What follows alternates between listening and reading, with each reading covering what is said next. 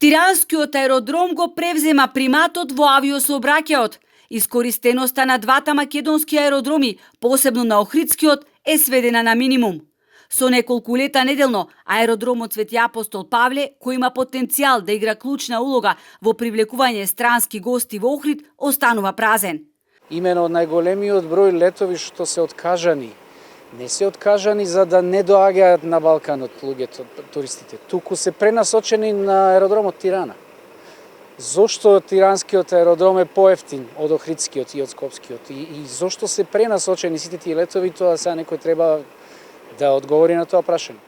Ако од 12 линии се сведите на само 2 неделно, тоа ви е сериозен проблем.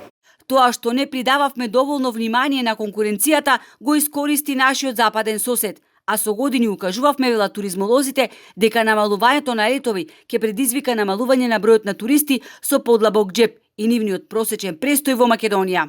На тој начин и просечната потрошувачка на самите туристи ќе се намали, односно квантитетот ќе го надмине квалитетот во дестинацијата и според мене, ако продолжи овој тренд, ќе имаме девалвација на самата дестинација, односно нема да можеме добро да управуваме со истата.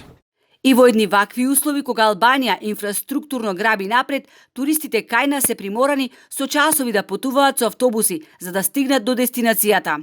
Ако ги прашате туристите или агенциите кои ги откажуваат или Визер да го прашате, јас сигурен сум дека ќе одговорат немате добра инфраструктура. Ние ќе слетаме на Охридскиот аеродром, ама што понатаму? До Охрид треба да поминаат преку Сцили и Харибди со тој автопат кој се гради од кога памтам за себе. Или до Скопје, таа врска мора да биде брза и ефикасна. Крајно време е властите да се зафатат со работа и да ја промовираат нашата преубава земја во европските метрополи со кои имаме директни линии, бидејќи Македонија не е земја од третиот свет, велат нашите соговорници.